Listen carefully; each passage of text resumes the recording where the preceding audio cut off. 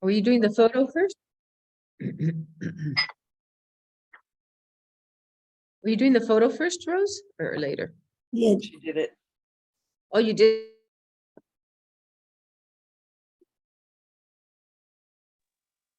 Okay, good morning.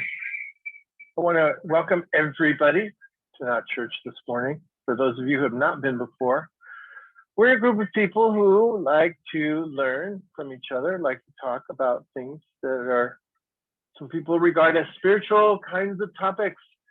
We are not affiliated with any particular religion, organization, or dogma, and everyone is welcome to be here this morning. And I'm glad to see you all, and I welcome you.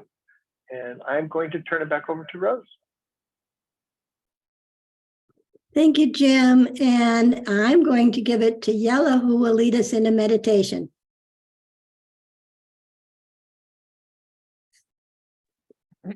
Thank you, Rose. Good morning, everybody. I would like to ask that you all just close your eyes. Get comfortable in your seat. Take a deep breath in through your nose and then out through your mouth. Allow the exhale to carry out any and all thoughts, and then take another deep breath in through your nose and again out through your mouth. And with each exhale, allow your body to release any discomfort you might have. One more time, a deep breath in and out.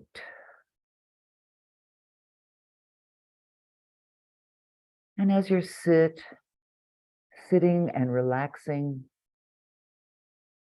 take a moment now to look through this last year. Remember the things that you've experienced. And as each memory comes to the surface, greet the memory and release it. Greet it with an internal nod or a bow or an embrace, or just by noticing it. But accept it fully as you remember it, and then let it go and move on to the next memory from this last year. As the next memory arises, greet it and release it. There's no need to go through the entire story of each memory. Just greet it and release it. Offer forgiveness wherever necessary. Offer gratitude wherever appropriate. And release. Notice how as you release each memory, it disappears when you move to the next one. Keep doing this until each memory disappears.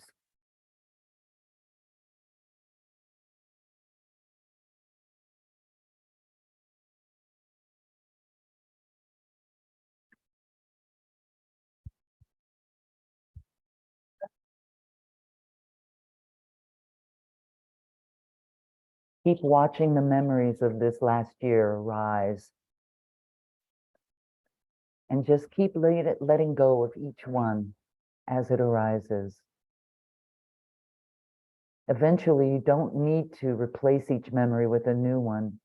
You can just let them all disappear.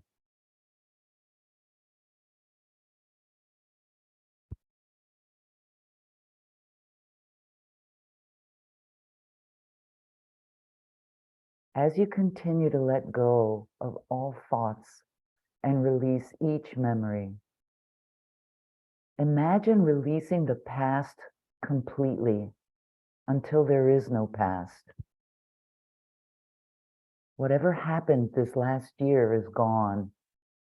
It's gone in this moment right now. Right now, you have no past. Not only do you have no past, there is no past.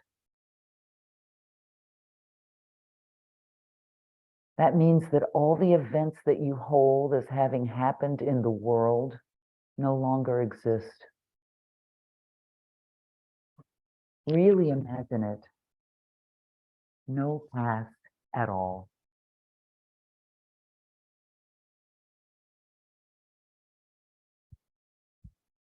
Just keep being right here in this moment with no past. If a memory arises, greet it and release it.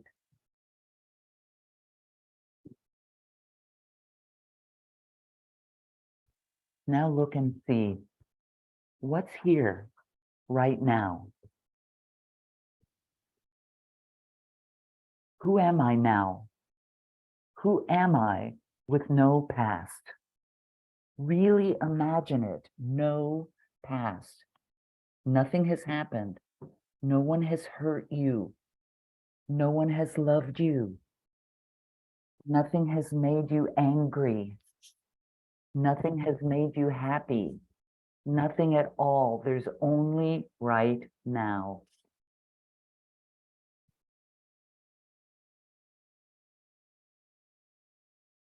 Notice how it's impossible without a past to be cynical or pessimistic, to be defended, or to even be tired. Without a past, there's no story, nothing to forgive. Without a past, there's nothing to block your experience of right now. Just be here right now. With no past, no imagination of the future either. Just be here right now. And look, what else is here right now with you? What joins you in this present moment?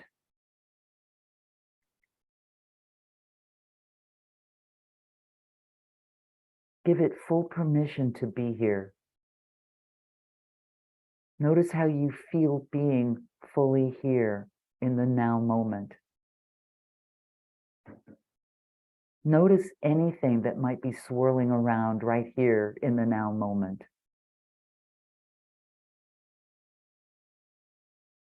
If your thoughts come in and intrude with stories of the past, release them and keep noticing what else is here with you.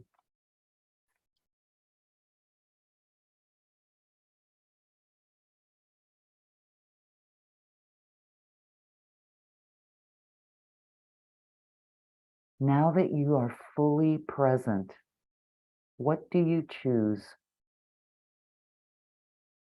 You are present in this now moment, fully present. What do you choose to have here with you? What do you choose to experience right now? Don't worry about making a wrong choice because you get to choose again now. And now you get to choose again. Each and every moment of right now, you have a beautiful, free choice. If you're unhappy with your choice, not to worry, another moment of right now is here.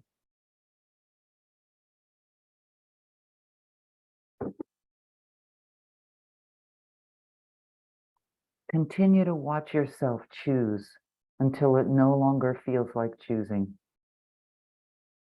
Just allow this beautiful moment of right now to flow like water into you, through you, out of you, and back into you and through you. Allow yourself to enjoy this perfect, fluid moment of now.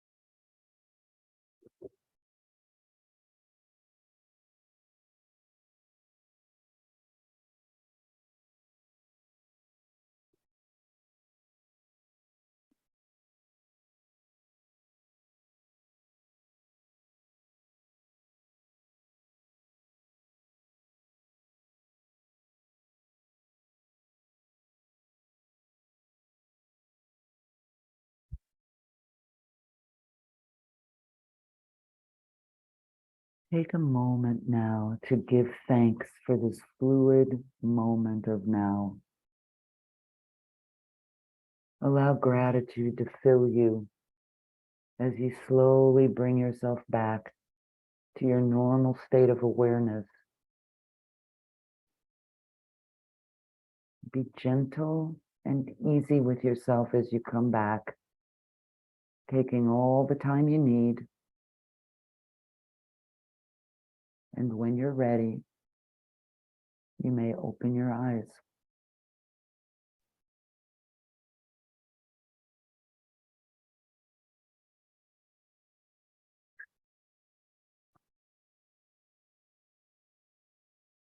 Welcome back.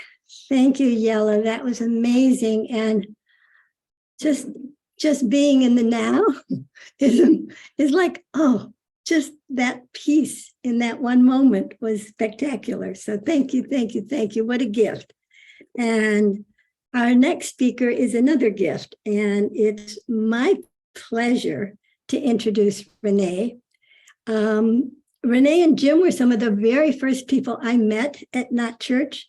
And I recall the first time I heard them both sing a duet. I was just amazed at their beautiful voices and how they blended and complemented each other. And not only did they do that in singing, they do that in life. And it's just a joy to be with them and call them friends. Renee is a Reiki master. She is also a healing touch, a certified healing touch person, and she's also taught classes on the energy codes. She was a school teacher, and she continues to share her gift of teaching. When she first started, when I knew that she first started, she'd probably been doing it long before I came down, but she was doing it with a small group of people, and it was just wonderful. And then we had COVID, and everything changed. And now she's doing spiritual development classes with global following, and she's doing it on Zoom and on Facebook and on YouTube. So she is just blossomed, and it's one of the gifts of COVID in a strange way, because she has just reached many more people than she could have done by doing in-class personal in-class classes. And so she does have, and I'll let her tell you, but she does have a YouTube channel. She has a Facebook page and a Facebook group, and she will tell us today the secret to a soul-led life, moving from judgment to love. Welcome, Renee. Beautiful. Thank you so much, Rose. I really appreciate that introduction, and thank you, Yella, because you put us right in a place where we can open to the gift of love. We can open. Rose talked about the gift of peace. So Rose is a little bit ahead of me. I'm working on the gift of love. So it's being able to open our hearts and really be present, and kind of let other things that stand in the way of the love that we are, when they come up, we recognize them so that we can let go of them. And so there's a lot of different things for me that I've noticed coming up. But I wrote this talk, the way I write talks is like I talk and talk and talk and write on three different, pages. And, I've got like 15 pages worth of stuff. And then I go, okay, but what am I going to say today to these people? And then I do the outline. And so and then after I wrote the outline this morning, I thought, oh, I've got to be able to screen share. I've got to be able to show this picture. And I don't know why I want to show it. I don't even know where it fits in my talk, but it fits with connecting to what Ella was giving us. So I'm going to go ahead and share my screen right now and talk to that a little bit to help bridge the beautiful, amazing gift within us that Ella gave us, and to the other things that I'm going to be talking about. So I'm going to share my screen.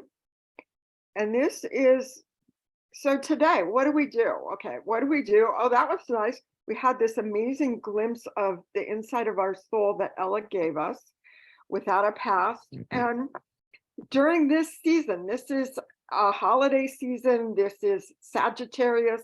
Sagittarius time is full of lights. There's so many holidays.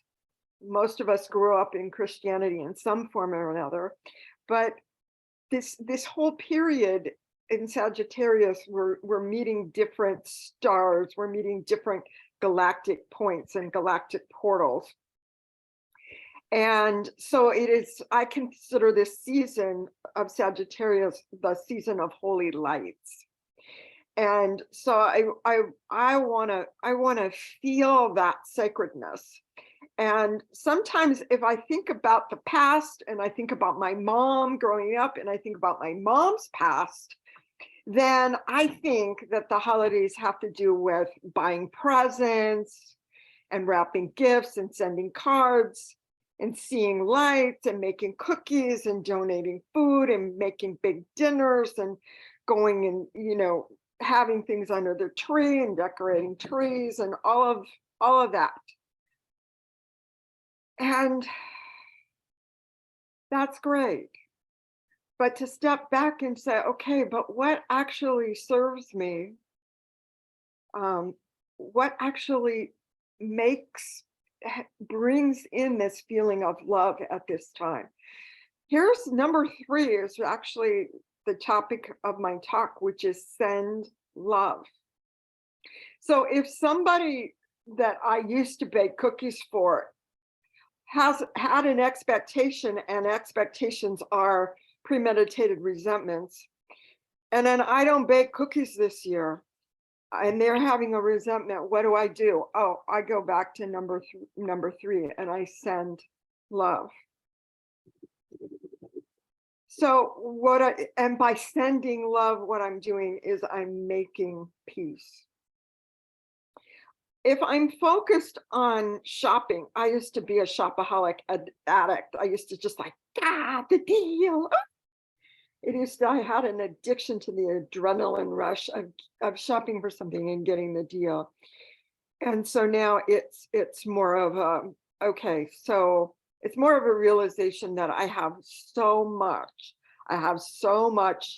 extra stuff, extra sheets, extra food, extra shoes, extra coats, extra everything.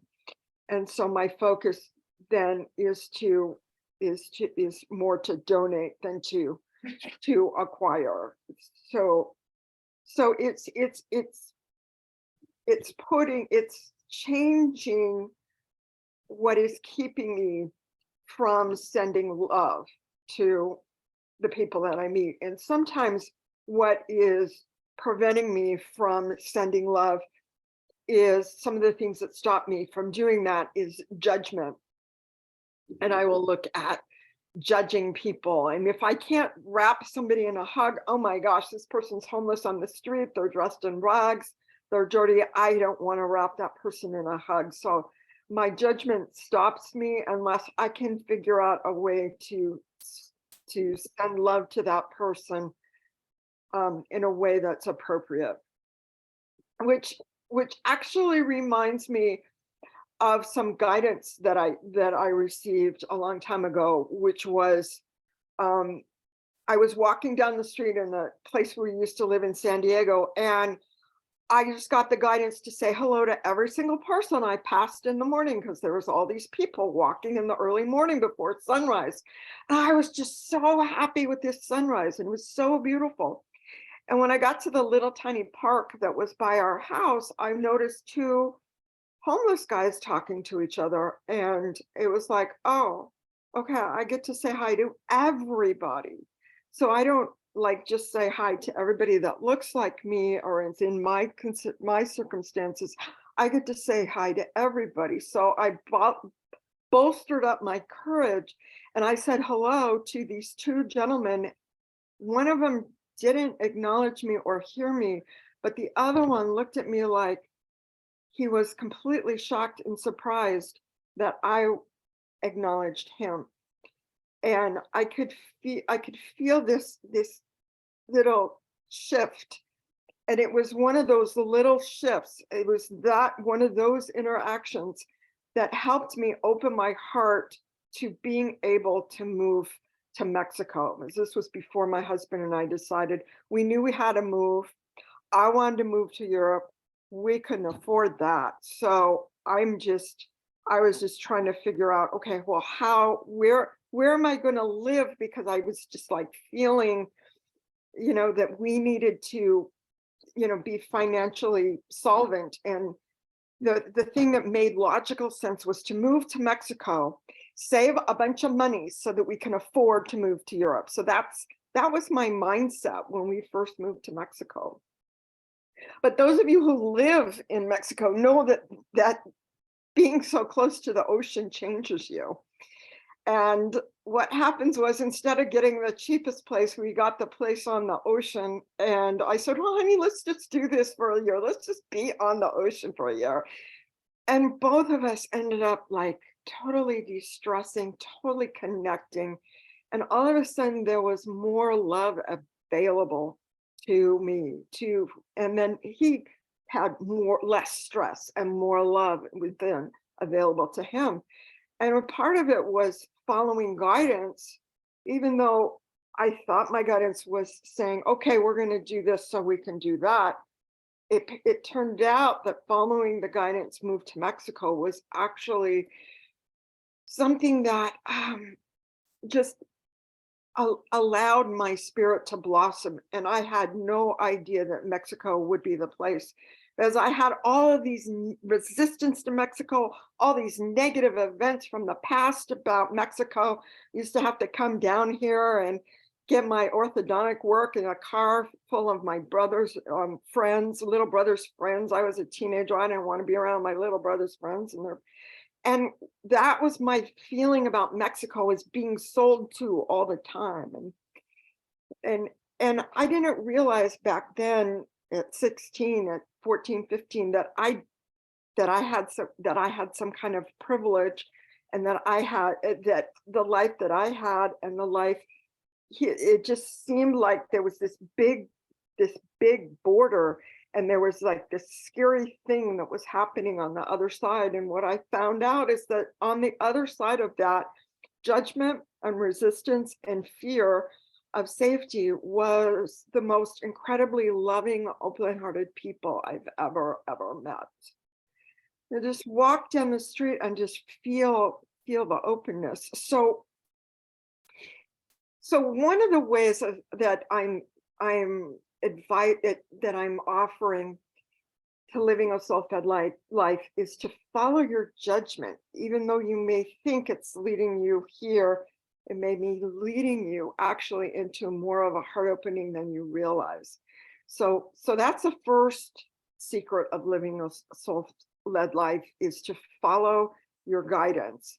And as you follow your guidance, you move through the things like your old judgments, and we move through our resistances, and we let go of past association with what Mexico used to be like, when, and what it is for me today is a place that I want to become a citizen in.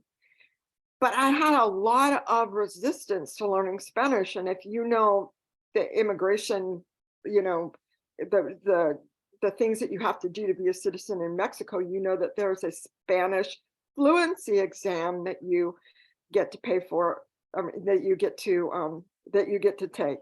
So we have this this thing where we've been working on this fun little app to learn Spanish, Duolingo, and I think I have like an 811-day streak, because I'm trying to learn Spanish. Only I'm choosing the simple, easy stories, and I'm spending like 10 minutes a day. And my husband is like taking this coaching program that's like amazing, and he's like, and I'm realizing, okay, my husband's really starting to speak Spanish. He's working with Spanish people, and he's going to be a citizen and I'm not going to be able to pass the Spanish test. And I'm not willing to do what he's doing. He's working 3 hours a day on this thing and he's pulling his hair out, trying to figure out the difficult stuff. And I'm like, yeah, it gives me a headache to think about the grammar he's trying to figure out. And it's just like, oh, there's no way. I'm going to be a citizen, honey. You're going to be a citizen. I'm not going to be a citizen. You're going to have that Mexico passport along with your US passport. I'm not going to be able to do that. And once I said that, and my husband was like, oh, okay. But then his friend, his business manager, a native speaker that we know who's bilingual, looked at me and he said, you're intelligent. You can learn Spanish. And that was a moment of shifting for me where something shifted in my head. And I was like, okay, so I let go of this idea of being a Spanish citizen. I thought that there was too much resistance in learning Spanish, something I didn't even really want to do. I wanted to learn French, right? No, I live in Mexico.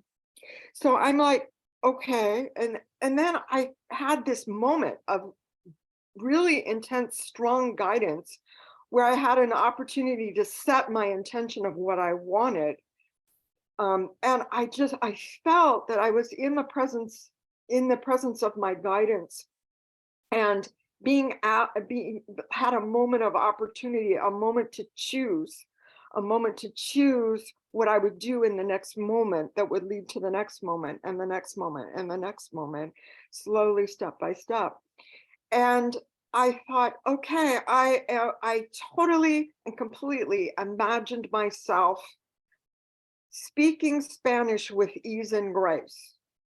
And so I was just feeling the angels around me, my Spanish angels speaking Spanish through me, as me, and I could see myself in the official's office. And the officials were there, and I was just ease and grace flowing out of me. Thank you, angels. And that's how I ended this little intention choice bubble. And a couple days later, I saw, and you remember my shopping addiction, I saw the Black Friday deal on Spanish coaching. I never opened this guy's email, this coaching program of my husband. I never opened those emails, and there it was. Oh my gosh, it's 70% off today only for 1 more hour. What am I gonna do? I'm like, honey, look, there's 2 things of private, 2 days a week of group coaching and 1 day a week of private coaching for the next 6 months. 6 months, which is exactly when we are qualified to take the citizenship test. Honey, what do you think? Should we do it? Should I do it? Should I push the button? Should I send them my credit card information? What should I do? And I'm like, oh my gosh. And I'm just like remembering the last couple of days and all of the stuff coming up. And I'm like, okay, this guy is asking me, and he's assuming that I have this really strong desire to speak to native speakers. And I'm like, okay, do I have a strong desire to speak to native speakers, or is it just this friggin' test that I want to pass? And that is the first time I recognized to myself that yes, I have a very strong desire to speak to native speakers in Spanish. There is a beautiful, beautiful friend, this wife of my husband's office manager, who she's beautiful. She cleans my house. She loves my house. She cleans my house, and she speaks in English so I can understand, and I speak in Spanish so she can understand, and we practice on each other. And every time she comes, well, a lot of times she comes, I pull out my Archangel deck and I pull a card for her, and she like looks at the picture of the angel on the card and she's like, and I would long to be able to tell her what I see in that card and the message I see her angel telling her in that card, because this whole deck's in English, and I don't even know the proper way of naming all the archangels at this moment. But I know that because I bought the private coaching package, that someday I will be able to sit down and talk to her about what the messages are. from these archangels. This is how I started my whole thing that I'm doing up in the States in my spiritualist church, and being part of the like I'm now a minister in training in my spiritualist church, and I'm thinking, oh, okay, well, English speaking, messages, and it just feels like it can be bigger than that. Feels like, by learning the language of the people, the open-hearted, beautiful people that are in the place where I am guided to live, the place where I was able to open my heart and heal, by being able to speak the language and speak angel speak with them, is just like incredible. So I get to these classes and I get to these coaching sessions, and it just feels like all of a sudden I'm learning Spanish with ease and grace, which is exactly what I placed in the little bubble. Because before I was just like, there was all these blocks, judgment, resistance, all this other stuff that was standing in the way of the soul calling that has been here the whole time, that I wasn't recognizing because I was busy doing all the other things on that list I showed you earlier. Buying presents instead of being present, all of that kind of stuff. And so I just feel so grateful to having chosen to live a soul-led life, so that I will do things that don't make sense to me in the moment. I'll come up with some reason why I'm doing it, but I'll just like keep following it. And what happens continually is that layers and layers from my heart just continue to be excavated, because who I am and who each one of us is the love inside of our hearts, just opening and expanding every time we follow more guidance. I mean, I've already learned when I don't follow my guidance, what happens, and it's not pretty. And so by following my guidance, it's like when I had to follow guidance when I met my husband, because he's a little bit on the wild side, and he would tell me some things in his past, and I would just be like, no, you get angels, what are you doing? And they're just like, yeah, this one. And I am so grateful that I listened to the angels tell me, yeah, this one, because the last 18 years have been amazing, and the last 5 have been like even more amazing. And so what I would recap and tell you again, the secrets to living a soul-led life is follow your guidance, let go of judgments and resentments. And then when you are at a choice point, you can step out of your past patterns, like Yellow was showing us earlier, and you can set an intention for how you want to feel in the moment, that moments that are coming to you. So those are some secrets of living a soul-led life. And so I'm kind of interested to hear if that resonated with anybody at any point, if in any of those things said, oh yeah, I know what she's talking about, that this is how I live a soul-led life. So with that, I'll open the floor to anybody. Rose can help me out with figuring out anybody that wants to make a comment or share something. So thank you, Rose, for inviting me today. Thank you, Renee. And I've opened up the gallery view so we can see each other. And if there's anyone that would like to say something or comment, go ahead and just unmute. You can also raise your hand or something. But if there's anybody that's got a comment that would like to make a comment, you go ahead and unmute. Well, I don't see anybody jumping. I guess, Renee, that they've all are still in the thinking mode. It's like, oh my goodness, I could do that. Beatrice raised her hand. Yes, I got my hand up. Well, I loved it. I loved your sharing. Thank you. What resonates for me is the letting go of judgment and more judgment, I think. Because it reminds me of when I'm feeling in judgment, well, in judgment in terms of whether or not to do something, not judging others is what I'm referring to. I feel like I'm seeing things from here, and there's always so many other possibilities. So I'm often reminded of that when I feel like, oh, I don't know if I can do that, or that's a lot to take on, or whatever. It's like, okay, are you thinking from here again? Versus, being open, because things can look so many different ways. Sometimes I think that's been a big lesson for me. It's not just the way I'm seeing it, but being open to how it can evolve and what can come forward.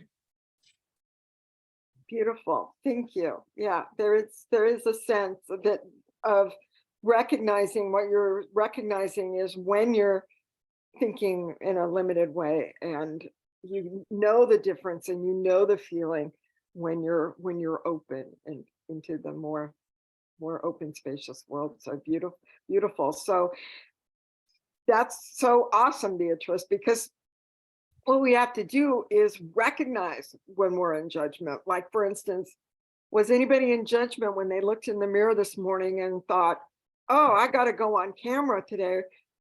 How do I look? Is anybody judging themselves in that moment?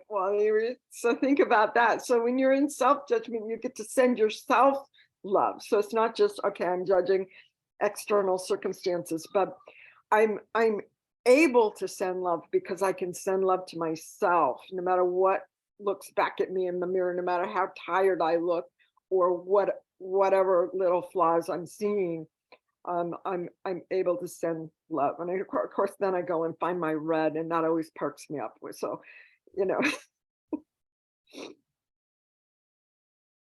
is there?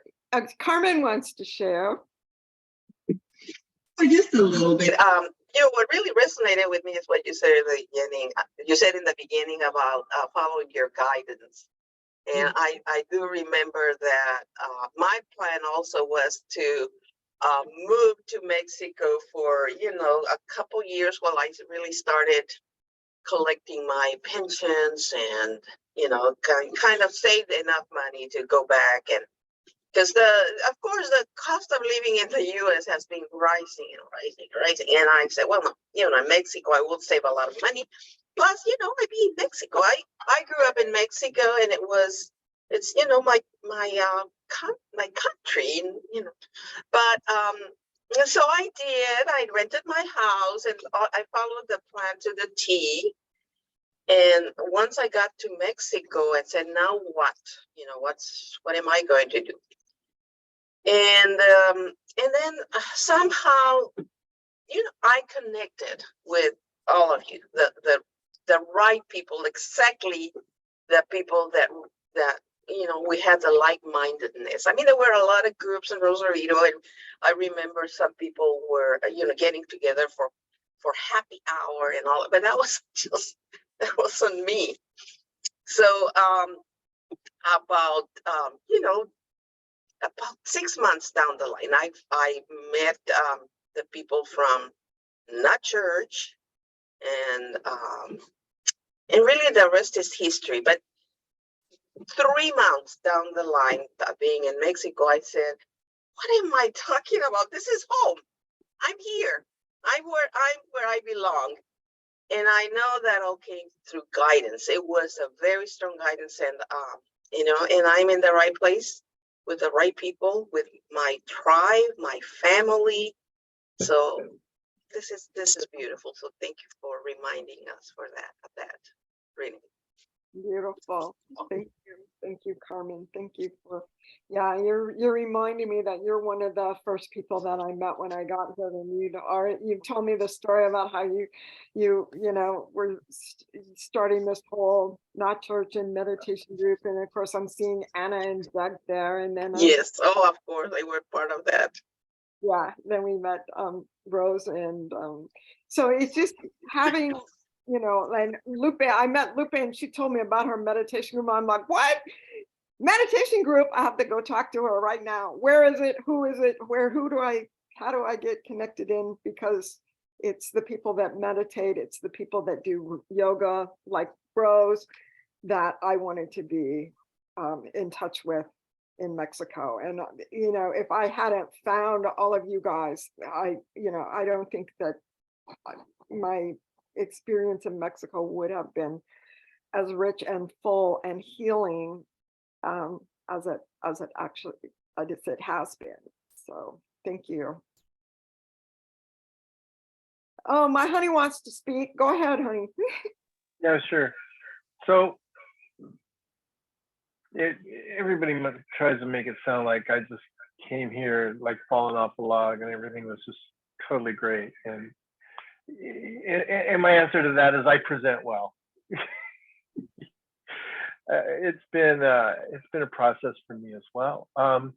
What I really liked out of your talk, what I got out of your talk, the thing that's saying for me was that idea of following guidance, even though where the guidance takes me might not have anything at all to do with what I thought I was going to go when it went down. And I'm in process of deepening my trust. And the only way I can really deepen my trust is to begin to understand just how safe I am. Because it's my need to make sure I'm safe that keeps me from trusting. And that's been a lot of what I've been learning about here in Mexico, believe it or not. It's kind of ironic in a way. Everybody that when I would tell people, oh yeah, I'm moving to Mexico, they would lose their minds. What? Are you crazy? All that crime, all those shootings, all the I knew better. I had traveled in Mexico off and on for years and years. And it's not like that. It's not like that largely. But coming to Mexico has done more to help me feel safe in the world than any other place that I've been. And so, of course, why would I not stay here? That's what I have. That's all I have. Thank you. Thank you, honey. Thank you. Yeah. So I like to invite you guys to my Facebook group. It's totally, if you're on Facebook, it's totally free to join. It's called Soul Portal Journeys Sisterhood. And I have, mostly I'm focusing on astrology right now. And I do a free new moon ceremony every new moon. So my next one is December 23rd. And I'm hoping to have some friends there, because when Yella was first taking us through the meditation today, the first thing that I thought of looking back on last year was that my mom crossed on December 23rd. And yet I've already got a sneak peek into what it feels like not to have this Christmas be, oh my God, mom crossed last year at this time, or oh my gosh, my dad crossed last year at this time. I had this feeling while shopping at Costco yesterday, how much my parents love to create Christmas for us every year. And I could just feel that, and I could feel their excitement, and I could feel all the preparation and all the intentions and all the excitement that they had, making sure that we had a Christmas every year. And so the fact that they both crossed at Christmas, around Christmas time, it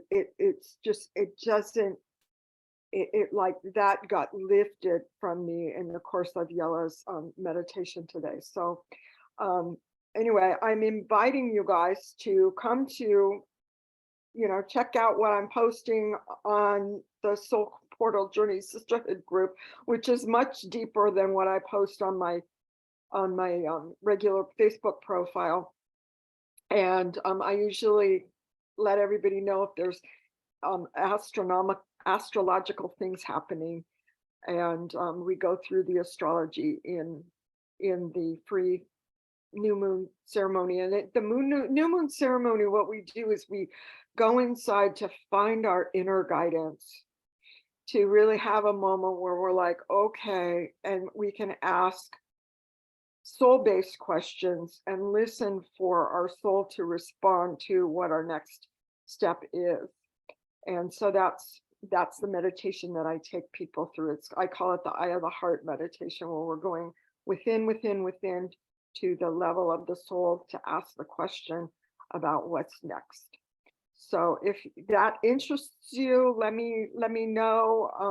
And if we're already Facebook friends, just, you know, the name of my Facebook group is Soul Portal Journey Sisterhood. And I have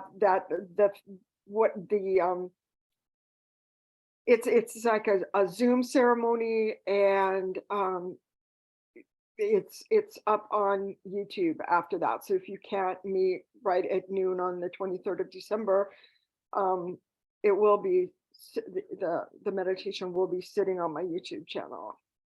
So thank you for letting me share that part, Rose. Thank you, Renee. It's been delightful. I'd like to say thank you to Jim and to Yella and Renee, and tell everybody that we do record this and you'll be able to see it on the Tranquilo Baja website. With that, I don't know, Beatrice or Anna, if you have any announcements before we conclude, the floor is open to you. I just want to wish everyone a really happy holiday. Yeah, and I just want to thank you and everyone who participated in the holiday party last week. It was just so much fun. And you had such good ideas, and it was just a delight. So thank you for that. Well, and thank you all for coming, and we will see you again next month in January. And have a beautiful, blessed holiday. And Happy New Year. Thanks, Renee. Thank you. Thanks, everyone. Happy holidays.